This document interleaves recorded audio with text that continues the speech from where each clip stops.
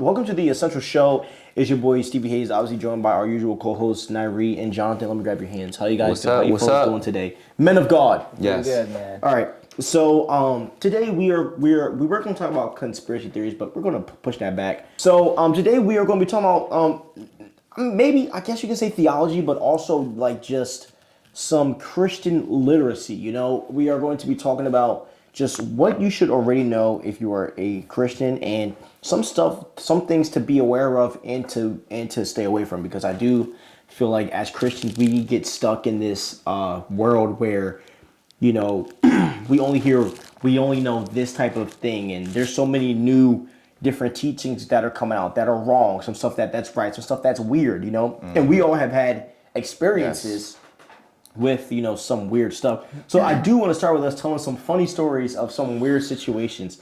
So I want to start with Nairi because he has like maybe, I don't know, you might have seen some weird stuff. I think Nairi has a really weird story. You saying because you experienced it with me, like you. Yeah, I was there. So I was there. Like, Yeah. Let me tell you, bro. So 2 years ago, this was 2020. And this was around October.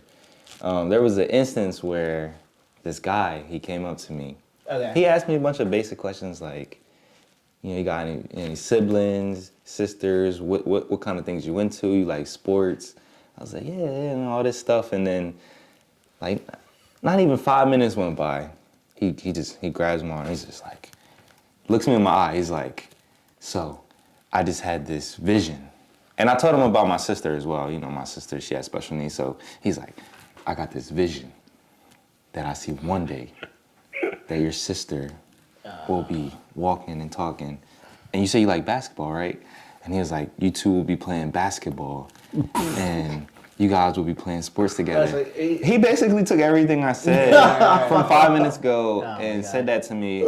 And at the time, like, I would say my walk with Christ was probably it was just getting started. Because I've been saved since 2014. But again, I wasn't, with college and school, I wasn't locked in, or like I wasn't serving. But if I knew what I knew now, then I would have just been like, yo, get out of my face. Like, Yeah.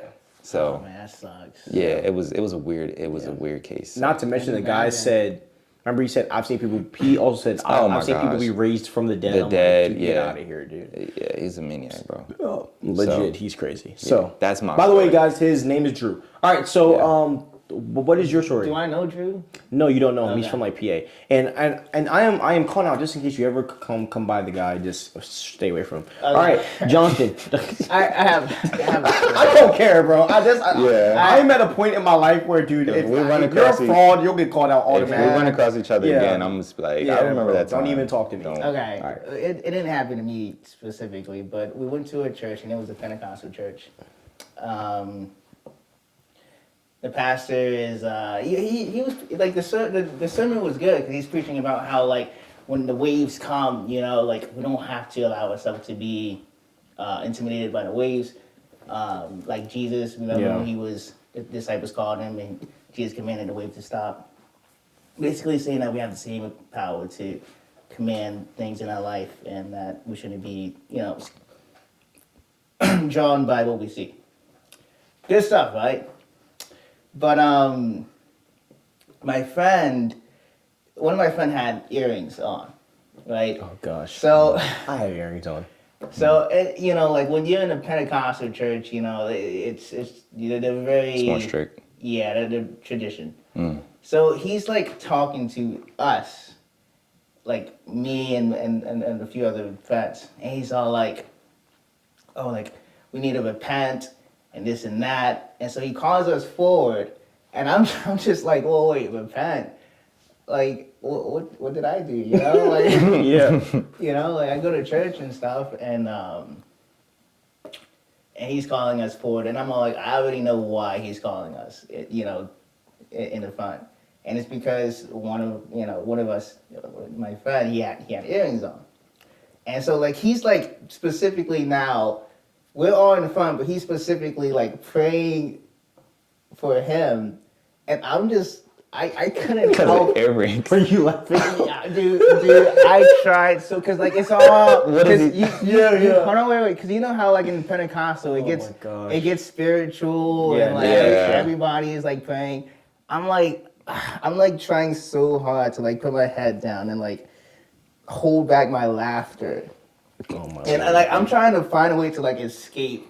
Cause like I don't want to look disrespectful, Yeah. but I already know why. Like, I up gotta there. slip out. Yeah, you know it's cat. Yeah, you know it's cat, yeah, bro. Like, I gotta go to the yeah. bathroom. And then one of the drummers was like looking at me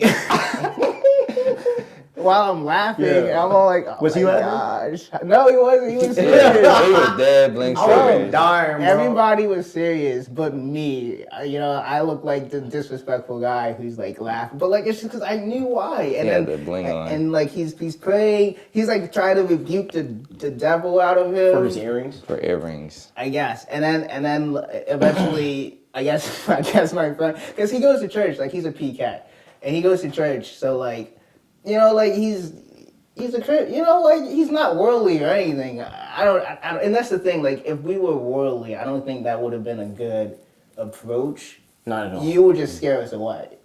Yeah. But you know, he's praying, and I guess he realized, oh, I need to take the earrings off, so he takes them off, and then that's where like he's like, okay. And he ends with saying, "You're a child of God," because he realizes. Wow, that's so he biblical. he My real gosh. he realizes, yeah, like Taking the Old Testament. and like and the whole situation for me was like really weird. Like it's funny because I was the only one who caught on to that. Like my brother was with me and then another friend. They didn't even like realize what was happening. I'm all like, dude, he caught us up because he had earrings. It's not because God No. spoke to him or anything. It you know, that sounds so disrespectful, but like It's the truth. Yeah, it's the truth. Bro, like it gets like that, yo. Yeah. Yeah. So here's my story. All right. So actually, this is how me and Kelvin met. Right. So we were singing at this church, and what had happened was they. All right, the first thing that I found that was a little off, I didn't really like, is that they wanted like, okay, they have a treasure chest, we have that too, whatever. But what happened was they said if you gave offering, everyone stand up. If you didn't, sit down.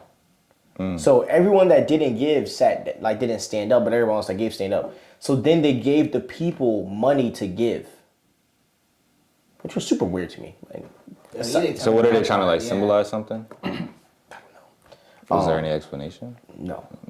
So then after that, basically like, you know, we sang the songs, whatever. The one guy preached, forget his name, but he preached or whatever. I don't want to give him a platform here. So yeah, but he preached whatever. And then what ended up happening is that they ended up going into tongues. So basically what ended up happening is we ended up going into the tongues area, right?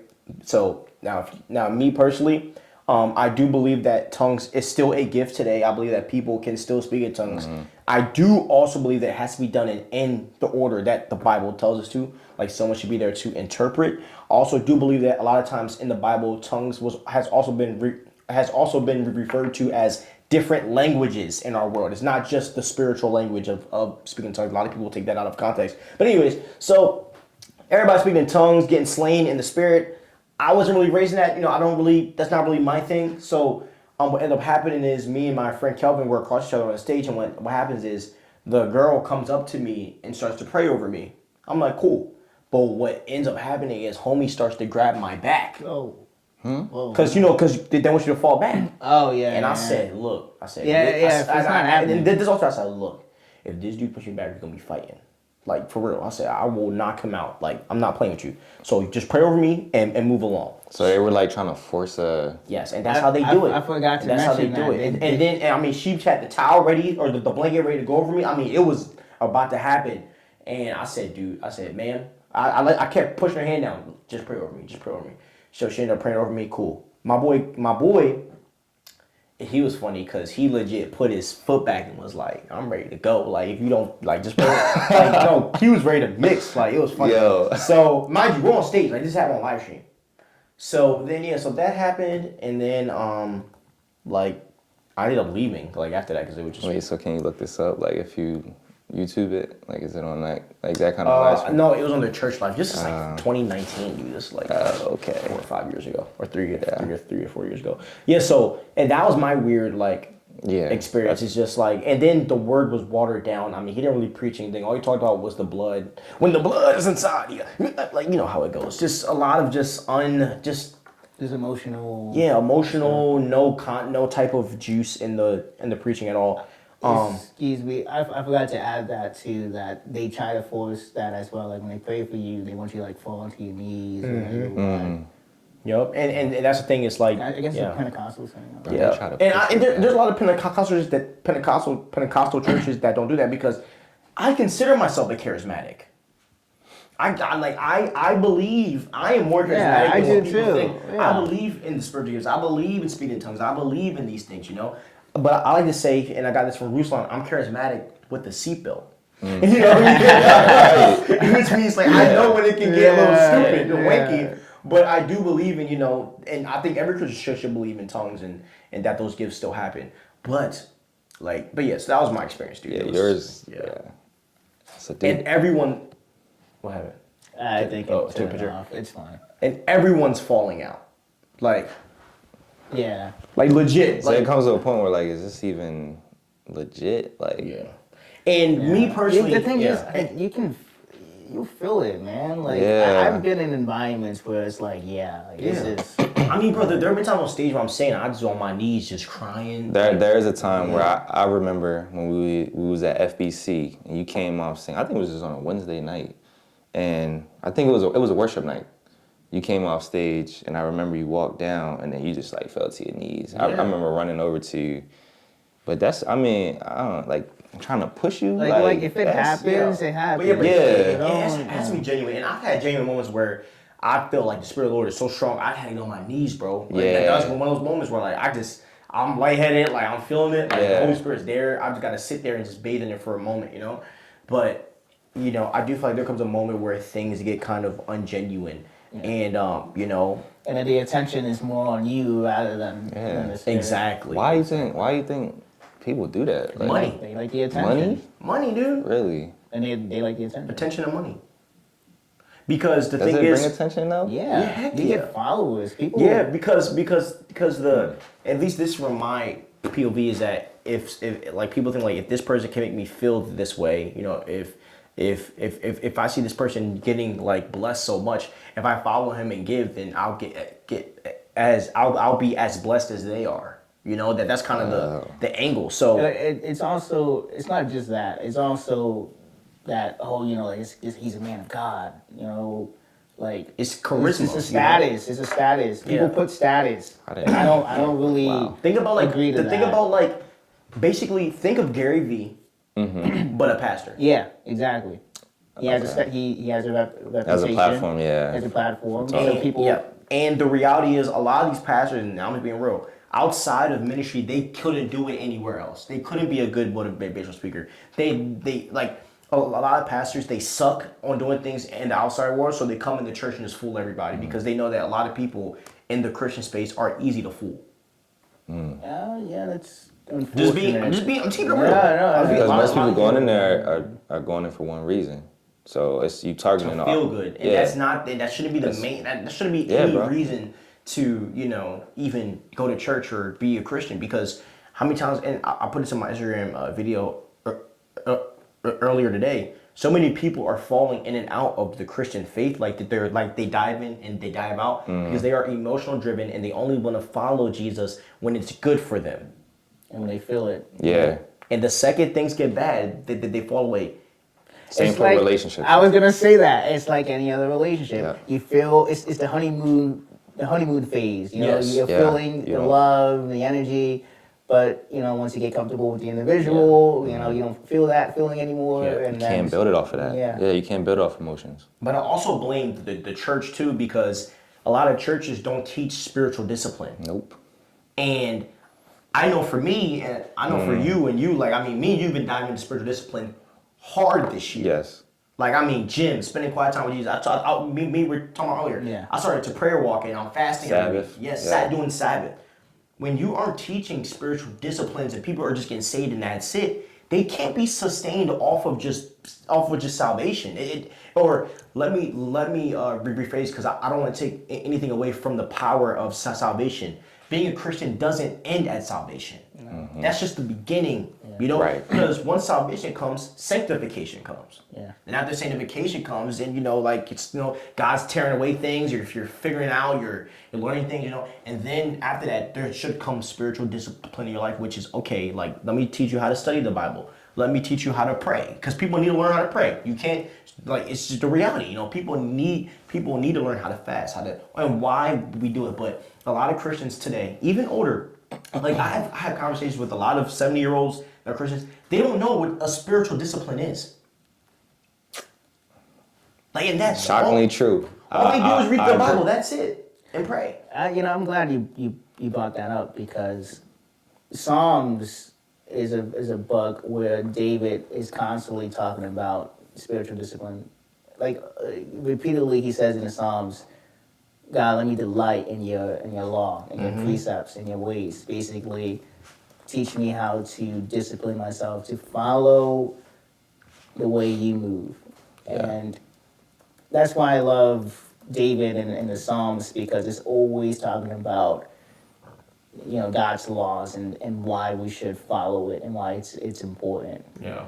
Yeah. I also think if you take, like, this is my opinion, I think the epitome of spiritual discipline is the whole Sermon on the Mount. The whole Sermon on the Mount. Jesus is teaching us how to live. Like I'm looking at Matthew 5 right now, and he opened his mouth and taught them, saying, "Blessed are the poor in spirit, for theirs is the kingdom. Blessed are those who mourn." God saying it's okay to mourn. Blessed are the meek, for they shall inherit the earth. Blessed are those who hunger and thirst for righteousness, for they shall be satisfied. And it goes on and on. And Christ comes what? Talks about anger, talks about lust, talks about divorce, talks about oaths, talks about retaliation, talks about loving your enemies. Jesus in this chapter is teaching us how to live. Live like him. Exactly. And the thing is that we aren't taking. So look, right? Let me just read this. Look, so Jesus is talking about lust. Matthew chapter 5, verse 27, or verses 27. You have heard that it was said, you shall not commit adultery. But I say to you that everyone who looks at a woman with lustful intent has already committed adultery with her in his heart. If your right eye causes you to sin, tear it out and throw it away. For it is better that you lose one of your members than your whole body be thrown into hell. And if your right hand causes you to sin, cut it off and throw it away. For it is better that you lose one of your members than that your whole body go into hell. That's not literal. Like, Jesus isn't saying literally. It's not literal. It's a metaphor. It's discipline. And that's discipline. Yeah, God exactly is saying you need to control your emotions. Let's not focus. Control your eyes. Let's focus on discipline and not focus on a Sunday service. Yes, exactly. Yeah, but the Proverbs too is also all about discipline. Yes. And wisdom. And Yeah, applying that Proverbs discipline and wisdom to your Number life. one. Yeah. And what does Proverbs become nowadays? A cute 30-day plan for everyone to read. But a lot of pastors are preaching, okay, now that I've taught you this stuff for 2 hours, let's talk about how you adapt it into your life. After the service, after you leave here. And that's discipleship. Yeah, discipleship. It's important. It's not in small groups. I think is number one after a service. No, it's number Number one. one. Service. My bad. Yeah, number one. Discipleship is the most important thing in Christianity. Yeah. Period. Yeah. Yeah. I agree. There's And no, fellowshipping too. Yeah. As well. Fellowship. Community. And that's the thing, right? Finding a community of people to do life with as a Christian, that's the number one thing. Yeah. You can't do it alone.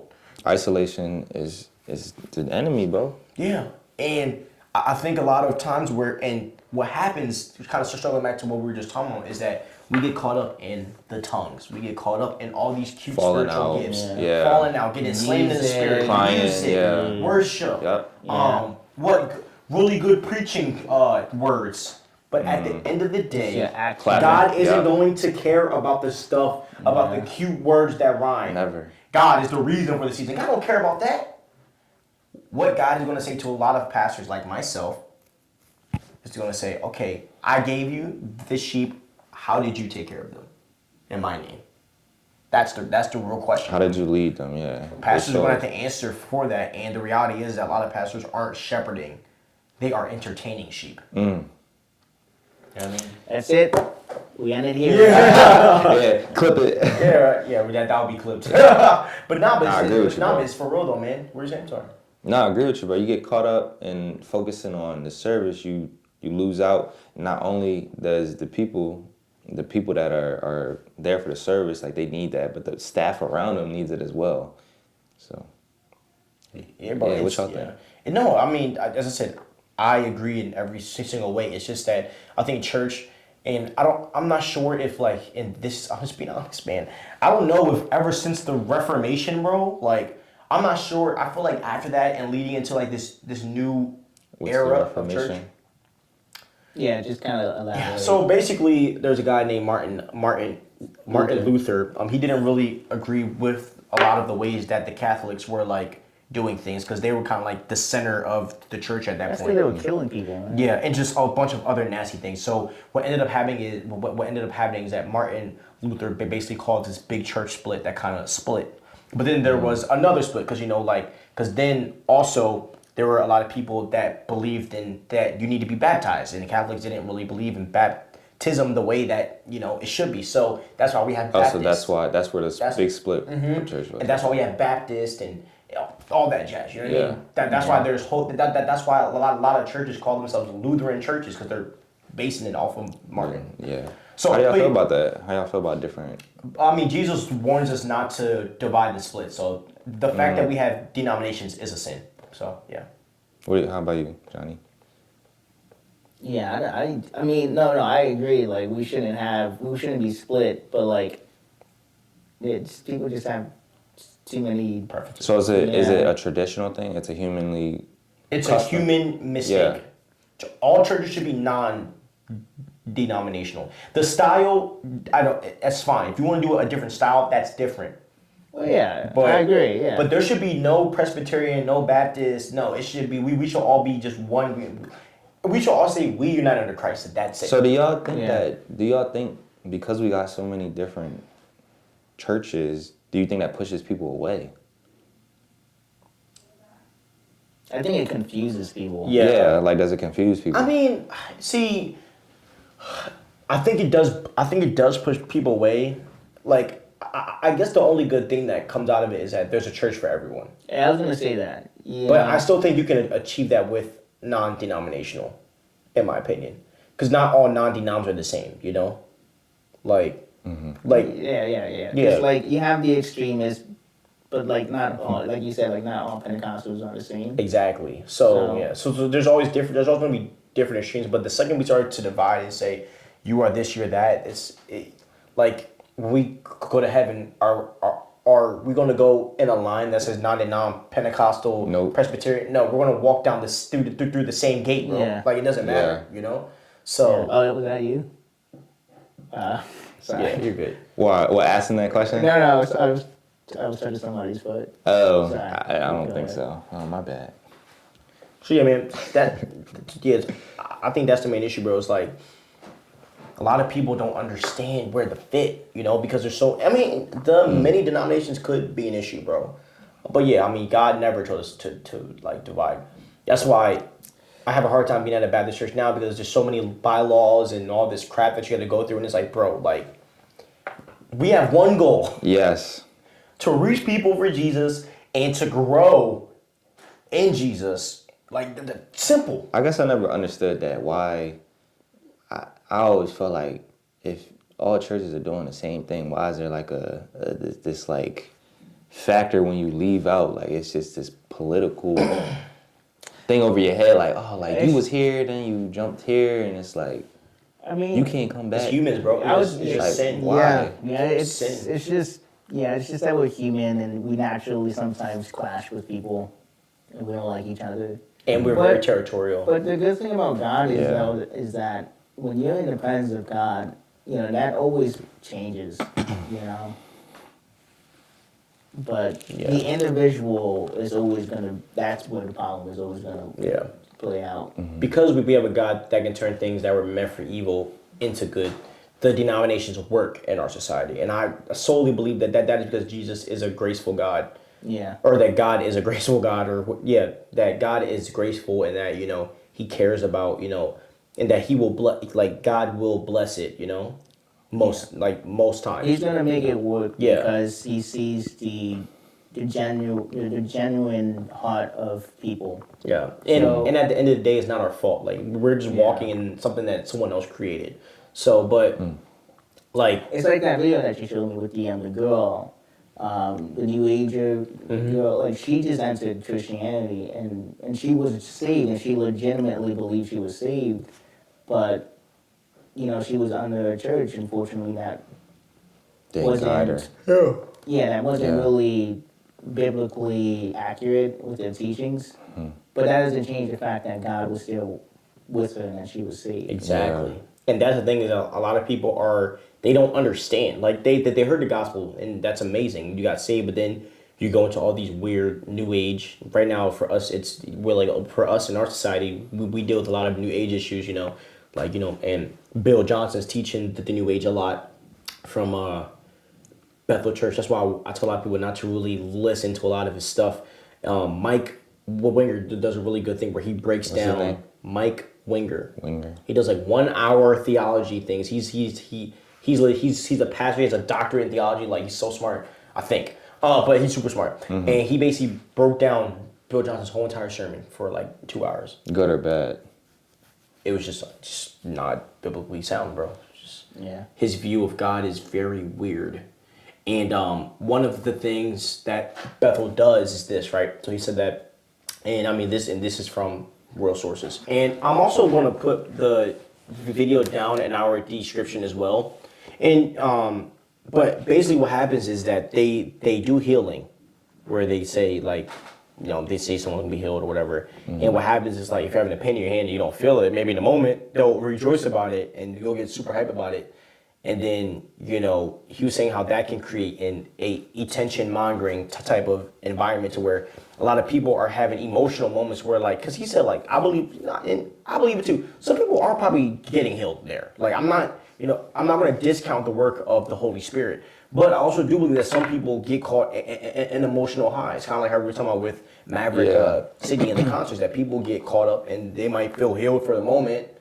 But it can cause a whole other, different type of thing. And I'm pretty sure the way that they teach people is that their process of teaching how to heal is very weird. How did they? Yeah, how did I'm trying to remember. Is it from the Physics of Heaven book? No, I don't know, What is but that? I have to link. They have a book called Yeah. The Physics of Heaven. I'm gonna link I'm gonna blank right now. I'm gonna link the video below, but I might be wrong. But I'm pretty sure they do some type of thing where they stand back to back and they try to heal each other. I forget how it works, but it's very. Bethel is really. Yeah, it's they very they practice a lot of like. And as I stuff said, that's not- I might be wrong about that, but it's similar to what I said. But I'm gonna link the video below so you guys can watch it yourself. But I'm just using that as an example to say that a lot of churches like are holding on to this new age of the energies and the vibes, and and as Christians, you also gotta watch your language, saying and Josh gonna laugh at this because my friend Josh texted me saying I have the divine energy. And I get what he's saying. Did you see that? No. But you're laughing because you done something. Yeah. So, and I know what he meant. I know he meant divine strength because I know him. But I was saying to him like, bro, you gotta watch that language because that's very new age. And if you're around someone that doesn't know Christ and they hear that, they might go and research, and they might have a bunch of new age speakers pop up. And now they're listening. diving deep into into this new age theology that's not biblically sound. Why do we need something new age? Like anyways, but yeah. So, as Christians, we have to watch what we're intaking. And a lot of Christians our age, here's the thing, they don't understand the difference between new age theology and just regular Christian Because they're theology. getting saved, and then it's just like, we got technology to a point where you can Google up a sermon. You could Google up a pastor, a preacher, or whatever you see on Instagram. Yeah, exactly, bro. And so now this Christian who was fully saved and hasn't gotten attended to, now they're burning sages. Now they have crystals. Kyrie Irving. You know what I mean? Yeah. And that's not. And Jesus doesn't need all that. It's not. The Bible condones that. Yeah, and now it goes from this to darn near witchcraft / Jesus plus. Jesus plus Christ consciousness. Have you guys ever heard of that one? What is it? Christ consciousness. Nah. What is it? The new age, they believe that we have the ability to, because like Jesus was human and he was divine, and so somehow we can become like Jesus and divine to reach a state of consciousness where he was in, so that we can be like like it's really like It just sounds weird. like it's crazy because it sounds Christian, like Jesus, but like that's not how it works. It doesn't work that way. Exactly. No. But someone who just found Jesus, they don't understand. They Because don't it sounds understand. cute. It sounds Yeah. like when you're looking at it as face value, it sounds awesome. But then when you do your research on it, it's like, oh, like, so now you're saying I'm equal to Jesus? Yeah. I mean, that's where- we are equal, but not through consciousness, through the Holy Spirit who dwells in us. That's how We're not it equal works. to Nah, Jesus. yeah. Well, Jesus was perfect. How are we equal to something that's perfect?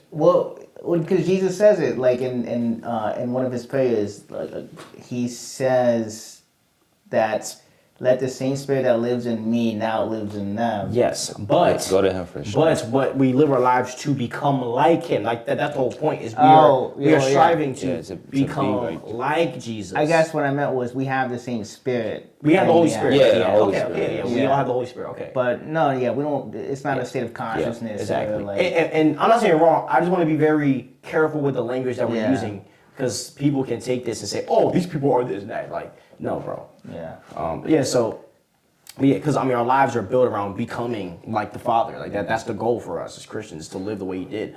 But at the same time, bro, it's like it just shocks me how people are pastors. We have people that have degrees in theology and preach this nut stuff. Why though? Why? Where is it coming from? I think they just don't fully understand it, or like they just. Is it them or is it the people before them? See, and okay, What's the origin of all I that? don't I think know, this honestly. supports. I like to get to Yeah, origins. I think this supports my theory, and I think I told you guys this. My theory is that I don't think pastors should pastor more than like 20 years. Oh, so you're. So he's just old. He's just an old. Yeah, like I look at somebody like Stephen Furtick, right? So I use him for example. I think Furtick has done everything you could possibly do in ministry. I think he's What's his achieved age? like 40 something. Yeah, he's like But 40. I think Furtick has achieved like the like when you think of like what someone can achieve in ministry, he's like at the top of the list. He's done it all. Albums, grown the church, thousands, millions of people have gotten saved through his ministry. Like he's done it all. I think what happens is a lot of these pastors run out of content. And I think what happens is that they get sick and tired of preaching the same thing, and they get bored. And so I believe that God's, and I believe that, they get caught up in their head with pride and all of these other things. So what happens is they end up adapting these new teachings because they want to sound different, and because they're always looking for that new thing to teach. That's where I think a lot of these new teachings come from, is from the fact of like, oh my gosh, So it's like an advancement, yeah. Yes, that's at least my perception of it. Like being original. Yes. I think it's also them trying to make sense of the supernatural. Yeah, and you can't. But like, yeah, you really can't, and you got to be extremely careful when you do that, because in the supernatural there's also demons, Yeah. and devils. So you got to be careful with the doctrines of devils, because that's what it is. Yeah. I also think it's a matter of coercion. I think, and I'm not saying that it comes from a heart of like the demonic or comes from a heart of hate, but I think it comes from the heart of like you can get so caught up in trying to reach someone that you end up losing Jesus in it. So like prime example is a lot of pastors that grow churches. Look, do you know the main reason why a lot of churches grow fast? I do. Yes. The Tell me why. marketing- Because they reach out to other churches. No. What is the main target market for a lot of pastors that grow big churches? Like the target audience? Us, the young guys. Women. Oh, women. Really? I don't say. Whoa. I don't know. I don't agree with Yeah, that. I don't. I'm not talking about today. I'm talking about, well, I am talking about today. In a lot of churches that grow quickly, they have a lot of women. Do the research, bro. Do the research. I think a church grows when other churches are in community with each other. Yes, but I'm talking about like the Furtick era, bro. The Furtick era, churches, a lot of churches were targeting women and relationships and all of this stuff. So what ends up happening is that your church is growing because you're hitting these topics, and that's fine and okay. But I also think that when your mind becomes obsessed with like the member and not Jesus, you end up flipping the word into showing it how much it can benefit them, where you end up losing So the they're more idea targeted of on- talking about the divine Father. So it's So more they're more about targeted on how can this benefit me? How does it pleases me versus how can I just become more like God? Yes. Type of So thing. it's like saying, so like I don't hear a lot of pastors say, I get that. and you have the same power that Jesus has, and you can do this and you can do that, and then it ends up becoming about you, and that's the issue is when the gospel becomes about you and your rising and not God's rising, because God's supposed to rise in our story That I agree that with. makes sense. through us, you know, and Yeah. and that's why I had such a problem with like Charles Metcalf from Transformation Church. He posted all of his outfits, which whatever. But then in the comments somehow how people told him that he wouldn't be able to reach people. Bro, who cares? Yeah. At the end of the day, the main like you don't have to give me the hate. You don't have to tell me what people thought about you. Because what matters today is that you are reaching people for Christ. Like, Yeah. I don't care. What does it mean to live a life of sacrifice? To to pick up your cross and follow Jesus. what does that look like? You know? I think it looks like many things, you know. I think it's one of the practices that I'm wearing a central hoodie, so this doesn't, it kind of kills the factor. But Yeah. I think it's a comfortable hoodie, sorry. But, you know, I think, at least for me, so stuff I've been doing, I think it's, you know, losing the idea of trend. Yeah. You Taking, know? I think it's taking the whole world out of it, the worldly aspect. Yeah. Like you don't care about Like trend. you give up everything just to be close to Jesus. Any like electronics, everything. Yeah, because I mean, there's obviously things that we need. Like this for me is a need. I need this. I need this. Yeah. You know, but like there are a lot of stuff that we indulge in. You know, and it's like how far can your indulgences go? But I also think that as a Christian, there comes a social sacrifice. I think there also comes a physical sacrifice, as in like the things that you do. I think there also comes a mental sacrifice. Elaborate on social sacrifice. Yeah. You So mean like cutting off close friends or friends that that as well, yeah. I think social sacrifice for a Christian in 2022 is number one, weeding out your friends. I've done it best decision I've ever made in my life. I think the second part to social sacrifice is, you know, at least for me, I try to stand on things like that the Bible supports, that Jesus supports, no matter what people say. You know what I mean? So, like abortion, I'm against that. Like, you know what I'm saying? That's me. Like, I believe that the Bible, and you guys don't have to agree, but I believe that. No, I agree. But I believe that God values life, and for me, I want to choose the lesser of evil, which is the baby being had, whether what. I hate when people are all like, oh, you know, it's my right and it's my body, but like, and it's my life type of thing. Right? I have a problem- They say that to defend it, right? But I have a problem when you're a Christian and you say, I don't really care what the non-believer says, because they don't understand. Yeah. But if you're But- a believer and you say that, I just can't agree with you. But it's another life though, so it technically isn't your life. It's another life that, and it's an innocent and a very vulnerable life that Yes. Yeah. Well, I'm asking you a different question. Like, when I'm saying social is like, do you feel like people giving up their social, like, worldly life? Is that what you're meaning? Because No. When I say that, as I said, when I say you giving up your social life, is that you are not agreeing with every single social issue that people agree with, right? Like there's some social, like you're talking about social issues. Yeah, that's what I'm talking Okay. about. Things like abortion, like yeah, because I have a different. I'm thinking of something else. yeah. But I think the biggest thing for Christianity is standing on your social issues correctly. there is That's this it, so. there is this very liberal church in Philadelphia. Like they have Black Lives Matters, and that's like okay, all right, whatever. But then they have like they're pro LGBT, they're pro transgender, they're pro all this stuff. I'm like, bro, Exactly, what and the as I heck said, is this church? and there's as I said, and I there's want to come to the churches and see what the heck they're preaching, because like there's nowhere in the Bible you can support this. Yeah, you but know? there are two extremes that people take the verse of us loving everyone and treating everyone with love. You can take it to another extreme, you know. And you can discount what. I think what I was talking about was socially is like if once you are saved, like people think that you lose out on your social life. Like it's you can't be a Christian and have fun. Like I really disagree with that when people say that to me. Oh, we're having fun here. Yeah, I don't really. Yeah, I think that I don't really. Yeah, have fun with I don't you really call guys. it, yeah, I mean, I don't really call that a social sacrifice. I think that's just being immature, spiritually mature, you know. But I think I think for us today, social sacrifice is self-control in all areas. Yeah. You know, like I also think Christians can be too vocal. Like there are certain times where things are happening. I don't. Yo, why do you look at me when you said that? Too vocal, like I'm not talking about saying their really, opinion. yeah, because I mean, like, Papa ever right when the Roe v. Reverse Wade thing happened. I didn't say nothing. I didn't really say. You know why?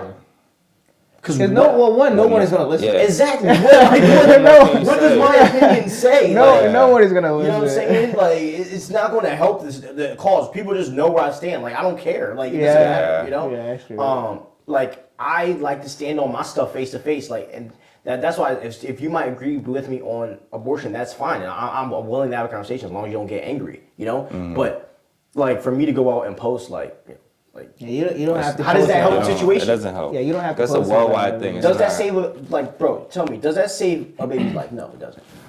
No, it It doesn't. doesn't. No. If you really about it, you'll be at the abortion clinics talking to people. If you real. That's funny that you bring that up, because I was at a press conference about abortion rights. The lady is giving her speech, and then this lady in the back, she's like, "I'm against it." She's like yelling, and she's all like, "You're gonna be judged, this and that. I was supposed to be aborted, but God saved me. You know, God called me to sing, and I can sing, and this and that." She's like yelling, And that's all not this. the So right this way is to all go. my question is I'm like- all like, bro, look, listen, man, I agree with you, but this is not the right way. You can't. It's already done. Do more pastors need to talk about topics like that? Oh, no, not really. Not my Just in talk my about opinion. the Bible, talk Well, about the principles and the teachings of Jesus. Well, And I do, well, it's a part of the Bible, like LGBT, all that. I do believe that it should be addressed. Like, I think pastors should be teaching on God's view on sexual immorality. I do think it should be taught about abortion. I do think the way it is taught needs to be also would do with intentionality, you know? And I also think about the form of the way it's addressed needs to be very intentional. Like, you know, like Pastor Ryan Visconati, whatever, in Generation Church. Like, in his location, it works for him to talk about these issues, and he's fine. Like Austin Church.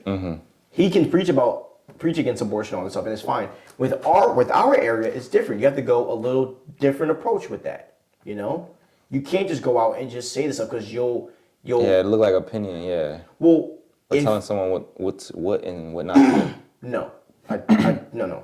So I disagree with that idea, but because pastors also tell us what to not do with lust. Pastors tell us what not to do with drinking. So why would it change? Okay. You know, I think that it depends on your location, because number one, if a pastor was to go out and speak on it, we could get shut down. Like our church could be shut down. Why?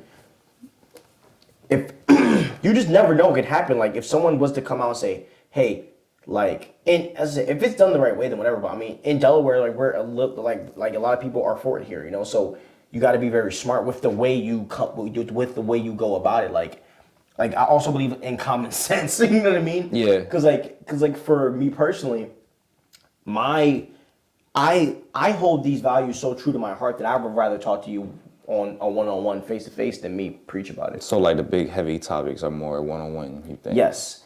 The Sunday service, and this is what I think. The Sunday service is directed to non-believers.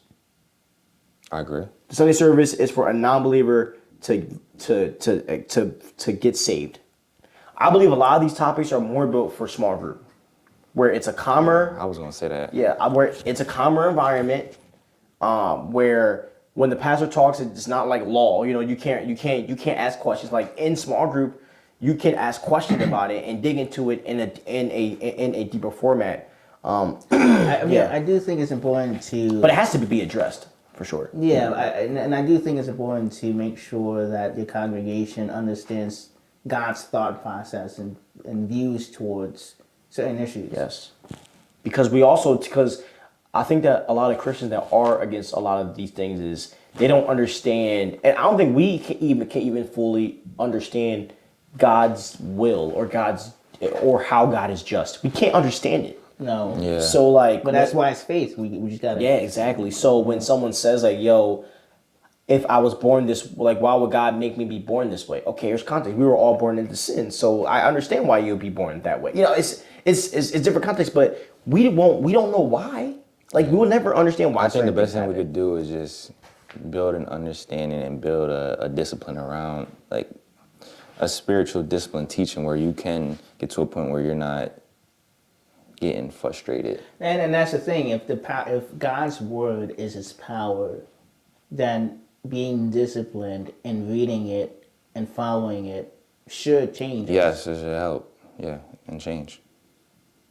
Yeah, I and agree, that's yeah. the reality, you know. And I just think that, bro, a lot of times with pastors who address current issues, I think a lot of it's clout.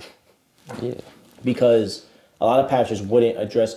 You see, if I was a lead pastor, to be real, if it was me, I would rather address these issues when it's not hot, Right? rather than when it's But hot. that's the Or in a thing. small group. Pastors do address these issues when it's not hot.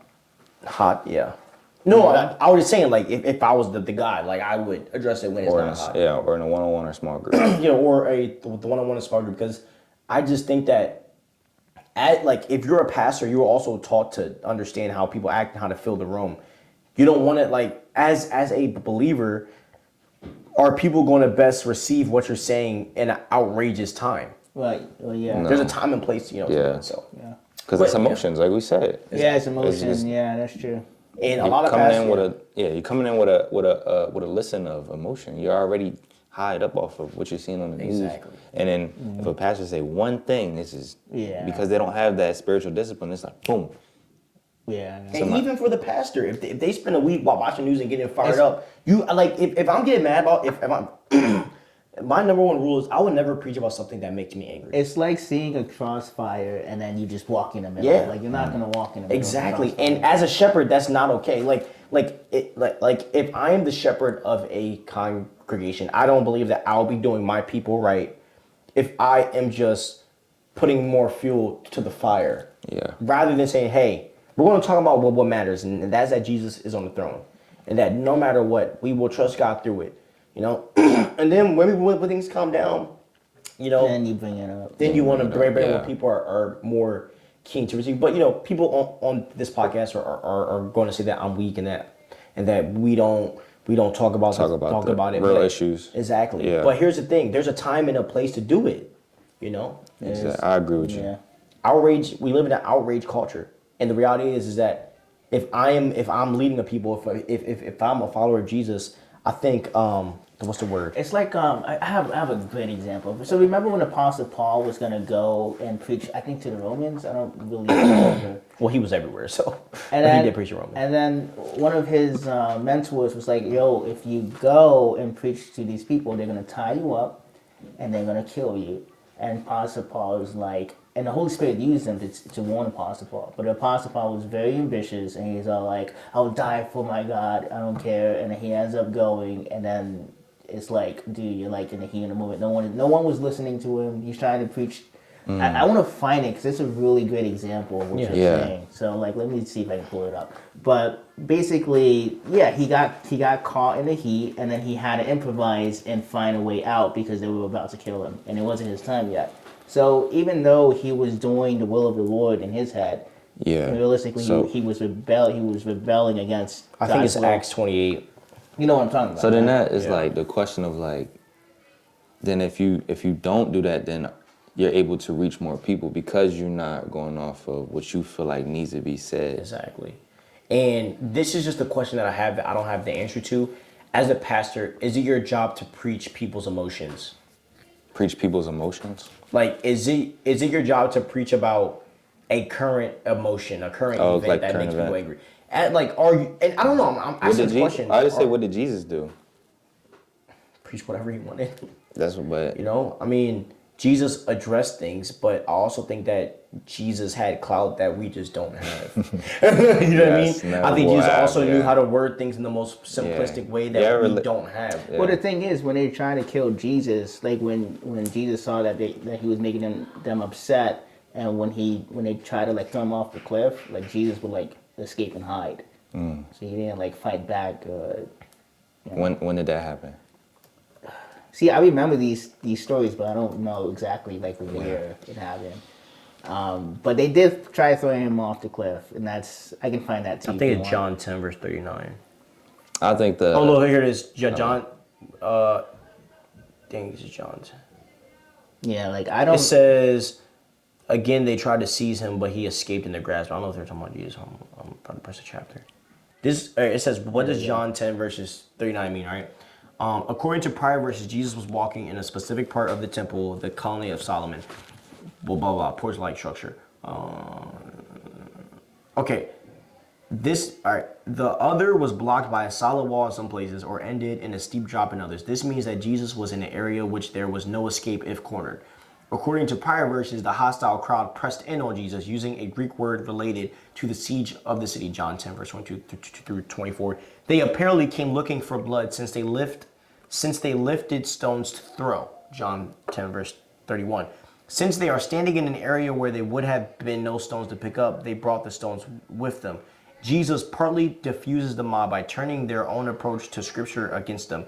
He shows that his words need to be judged according to his actions, and that his actions, his miracles, clearly prove he is divinely empowered. All the same, the men try again to seize Jesus.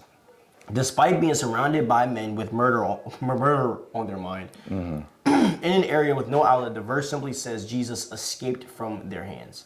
This is not the first time such attempts have failed. So John 5 verses 13, he's escaped. John 7 verses 30, he's escaped. John 8 verses 20, he escaped. And John 8 verses 59. This is, however, the first time when the situation strongly suggests a supernatural element to escape. So we don't know how he escaped. How I escaped. He could I have never heard vanished. this He could story. have, whether this was in fact a miracle or there was some other interruption, John chooses not to say. For whatever reason, the information must have not served his purpose in writing the gospel. As other verses indicate, we can know why Jesus escaped. It wasn't yet the time God appointed for his death. We can't know how simply because we're done. So Jesus multiple times escaped the people. So this is the story about Paul's journey to Jerusalem. So basically, the people are begging him, and I'm just gonna paraphrase it because the entire chapter of Acts 21 is about this. So basically, they're weeping and telling him, "Hey, don't go to Jerusalem, please." And then the Apostle Paul is saying, "This is what he has to do." So when he arrives to Jerusalem, I should have highlighted this stuff. But when he arrives to Jerusalem, he gets arrested, and the people are yelling and are telling the officers or the soldiers to kill him. And the Apostle Paul is like, he's trying to basically work his way into speaking to the crowd. So he's asking if they speak Greek, and they say no, but they speak Aramaic. So he speaks that, and he's talking to them about his testimony about how Jesus came in a vision and this and that. And then, but like once they hear all of that, they start yelling, and then they start throwing their coats and just saying, So basically, back to what we were talking about. You can't always force your beliefs in certain situations that just isn't. It just won't work for you. That just isn't gonna work. And maybe I never thought of it this way, but maybe Paul writing the letters was a better way to get the information across. I don't know.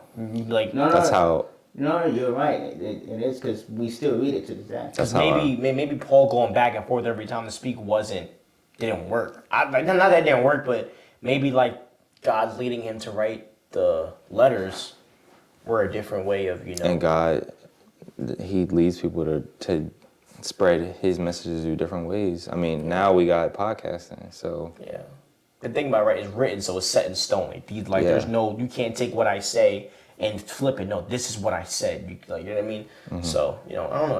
And again, we still read it to this day. Yeah. The Yeah. letters. So. Exactly. But So- I do think a big qualification of a lead pastor is to address current issues, And when I'm a lead pastor, I'm going to do the same. I just think I just think that I just think that as a pastor, you have to take into consideration the location and the people that the you lead. demographic. Yeah. Yeah, because Well, the yeah. people that you lead, hold on, bro. Because the people that you lead, they take information a certain way. So I don't think every pastor follows the same blueprint for addressing certain information. If you change the format of the way you do it, I don't think there's nothing wrong with that. I don't think you're being, I don't think that means you're being ashamed of the gospel. Or I think it's just feeling like you have to, or feeling like you have to do it for the people Exactly. pleasing. Do it because God's telling you to. Yeah. Yeah, don't do it because you're like some type of hero or whatever, Yeah. 'Cause in that certain position of Paul's case, he wanted to be a hero. He wanted to die for God. He wanted to, and that's just not what God had planned. I think you do adjust to your demographic though. Yeah. The culture that you're around, you should adjust to it. Like there's churches out in India. I mean, there's pastors that speak Indian, so it's like they know the culture, they know what the people are going through on a day to day, and I mean Yeah, right. And think about this, That's right? true. They're not. A lot of them aren't out on the streets. They're in tunnels, underground. yeah. So, like, are you going to say that those people are ashamed of the gospel because they're not trying to get killed? No, it's common It's just sense. smart, yeah. But anyways, Think about what happened in Ukraine, right? And they was getting bombed, and in the story of the people, they was still praising God, even though they were. I think they praising were Jesus. underground, too. Underground, getting bombed. I mean, it's like yeah, and it's like you got to do what you got to do. you man. adapt to your environment. Yeah, what's Yeah. going on? So, But but yeah, as I said, the demographic and common sense have to come into that. Because if not, then you're an idiot. You know what I mean? Like there's a difference there's a difference between being unashamed to die for your gospel, and also you're just looking Being for prideful. yeah, trying to be the hero. people pleasing. Yeah, So, but yeah, man. So yeah, I mean, but getting away from like the social suicide that I think you got to take as a Christian or as a leader, I also think that it also links back to the pastors being held accountable. I think that each pastor should have a teaching team. If I ever lead a church one day, I would love to have a group of people that are reviewing my sermons before I preach to make sure that it's biblically sound.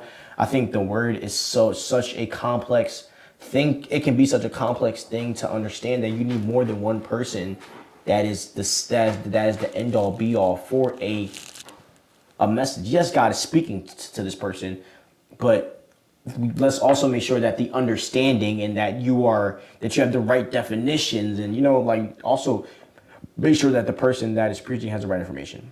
Yeah. Basically, I think a lot of pastors just have to be like, God told me. Okay. Yeah, man, that whole God said, especially when girls pull that off, it's just cap. That boy got PTSD. do you have an instance? No, I mean, that's just What girl has a common. girl pull that on you?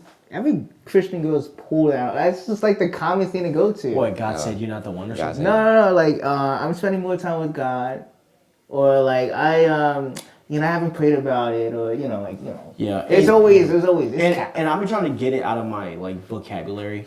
I was praying and God told me. I've been saying I've been praying. I feel like I feel like that God has told me this.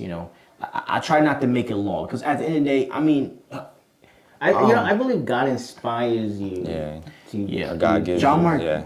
John Mark Comer said this one thing. I think I screenshotted it. I know you could be in a message and you could be like, well, God just gave me this right now. And there are instances where that's true, Yeah. But I also think that there has to be proper context to it, And all right, let me actually take back everything I just said. God can tell you things, but it has to line up with the Rema word of God. If it doesn't line up with what the word of God says, then God didn't tell you that. I agree. Yeah. There's a lot of things God be saying that does not line up with the word for most people. If God, because the Bible is the word. Exactly. Because if God is telling you, hey, you have victory over this. God tells us that we have victory over certain things. Okay, I get Yeah. that. Okay, that's true. You know? But it's more perception. You know, like our life is not shaped by circumstances; it's shaped by perception. If you are saying you have victory over something, but like naturally speaking, is dominating you, it's not, you know, it's not literal. It's more perception because eventually your perception of whatever it is. Wait, that's, what was your take again? so okay. Yeah, I'm trying to understand what you're Yeah, saying. yeah. I need something like I need like a physical. we use, like- You said Let's use- Wait, no. What let's- did you say again? Hold on, Okay, hold on. so let's Wait, hold say on. Let's say someone's going through yeah, cancer. Okay. Use that as an Alright, example. yeah. We'll use cancer as an example. So obviously you're diagnosed with cancer and it's beating you, naturally speaking. But biblically, Jesus overcame, diseases and stuff like that. It's more perception. It's you don't allow yourself to be driven based off this sickness. You don't allow it to manipulate your feelings by causing you to be depressed. But I also think So- having victory is true because whether you die or live, you win. Right, yeah. If you're in heaven, you won. but you can still you can still win when you're living. So you said by perception. being joyful in the moment, and not You were saying perception is over circumstances. Is that what you're saying? yeah, like what was your life isn't shaped based off circumstances. It's shaped based off Wait, perception. I disagree. I I do agree with what you're saying, but circumstances Take it. does shape us because God puts those circumstances in front of us so that we can grow closer to Him. Because if we didn't go through it, no, yeah, you're right. But the only way to overcome those circumstances is by changing your perception. You don't overcome it based off like you can't overcome, ALS. Like you're not gonna beat it. You're gonna, I mean that is true. I But just don't think I get what you both are saying. I think the issue is you're separating. You're trying to separate both. Like the way you get through a circumstance is by changing your perception. Yeah. I mean, a lot of times that is true because like, circumstances you can't really control a lot. Yeah. Of. let's You know what I mean? let's not use a sickness. Let's use something that we can actually control.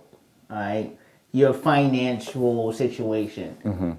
You want to make more money, or you want to be more financially stable. Well, in order to do that, you must first change your perception based off how you manage your money, your discipline. Okay, so let's say it's more of a case by case. Let me say something then. So let's say someone is dealing with, let's say they fold under pressure, right?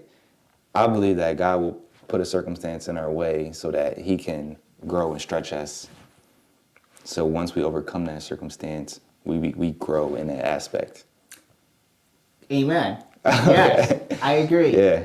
But in order for you to see that as an opportunity, your mindset needs to change because you can see that as like complaining isn't going to help you, No, complaint doesn't. Yeah.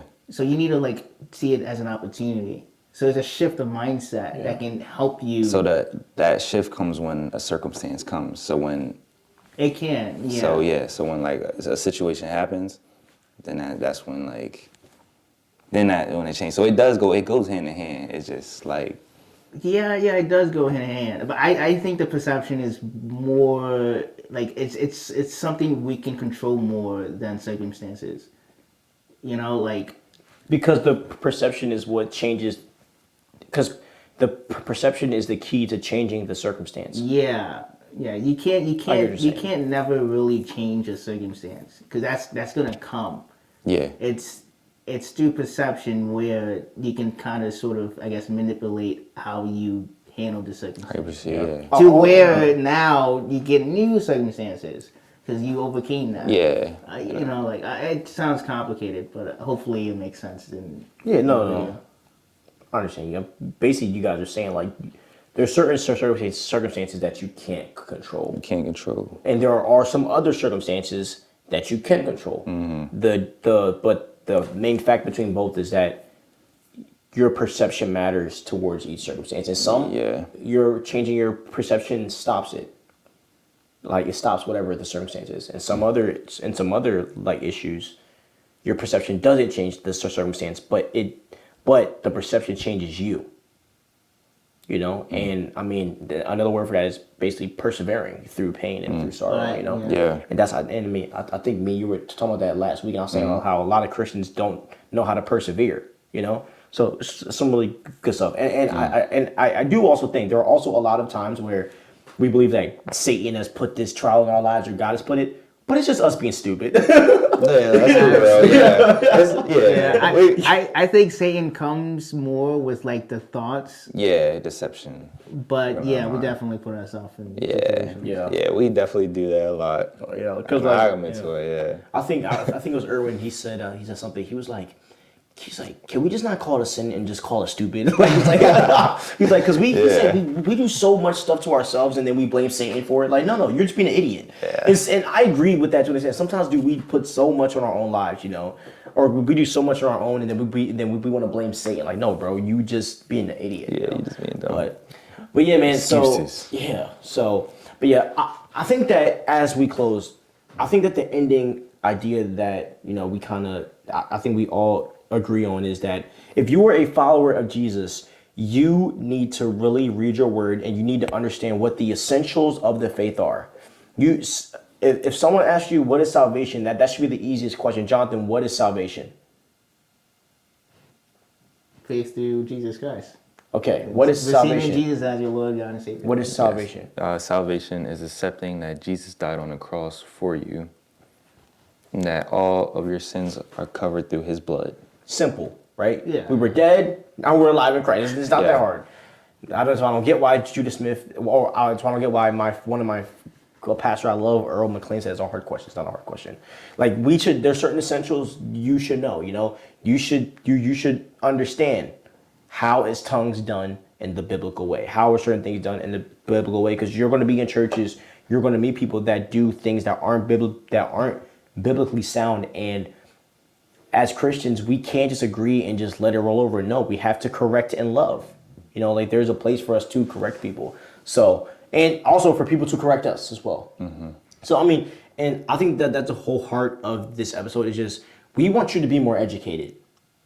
Like the same way how I'm watching Game of Thrones, House of the Dragon, and I'm listening to the ebooks now so I can learn more about the universe. The same way you need to be doing the same about God. You know, you should learn, as I said, essentials, salvation. What is sanctification? What is the blood of Jesus? Why did Jesus die on the cross? How did sin enter into the world? What does God say about homosexuality? What does God say about sexual immorality? What does God say about treating our bodies? Like, these are all things that we should know off the top of our head. Because if you don't, you'll just live a life of confusion, and you'll be deceptive to any type of teaching. So yeah, that I think that's Final takes. Don't ride off of emotion. That's what we said. Number one. Number two is what you're receiving, and when you're going to church in these services, make sure that, which is third point, go home, read your Bible, because that's the Word of God. Someone that's given a message, yes, you can hear, you can take it, but make sure you go home, you read, because that's at the end of the day, that's His word, that's His final word. And if you don't agree, test it. Go to the pastor and ask a question. Yeah. And he shouldn't be angry, because that means that you actually listen to his message. Yeah. For final takes. Final takes. I had one. Just read your word. Just read the Bible, and understand the principles of God. You know, get the simple stuff, and everything else will come. So, it says it, and I remember I brought it up in the previous podcast. You can have the ability to do miracles, speak in spiritual tongues, move mountains, but if you don't love, you're nothing. So most important thing is, love, and just simply love God first. Then you'll love yourself, then you'll love others, and then you'll put the principles of God into practice. And that's it. All the miraculous stuff, I'm sure that will come. But don't worry about that, and don't be so hooked on that stuff. Mm-hmm. And just to let you know, you don't have to speak in tongues to be saved. It's not true. There's a couple people teach that it's not true. You know, I believe that we do have spiritual gifts, and they will come, and as your leaders in church, they should help you find out what those are. If they aren't, then you need to get out of there and go somewhere else. But the primary function of the church is to obviously reach people for Jesus, but also for the people in the church to grow. So if you're not growing spiritually, you need to talk to your leader, and if they're not cooperating, you got to go and find a place that's about, giving you spiritual disciplines to build on. So You can hang out with us. yeah, hit us up, man. Follow us on Instagram. Come on a podcast. Yeah. So, guys, thank you so much for listening. We really hope that you guys have gotten a lot out of this. And I just want to say this. Don't take everything that we say as law. I do think you should research yourself. If you disagree with anything, feel free to DM our Instagram at the Essential Show Podcast, and we're always down to have a extended conversation with you about theology and with certain things. Put your comments down in the comment section. Exactly, and obviously we can't get into every single thing deeply that we talk about, because then we'll be here for 5 hours. So be graceful with us on that. But as I said, we try to give you guys really good content that you can take throughout the week. Because, as I said, this is like, I feel like this is our little small group. It feels like, where we sit and talk about faith and talk about life and talk about many things. So thank you guys for watching, and peace out. Have a wonderful day.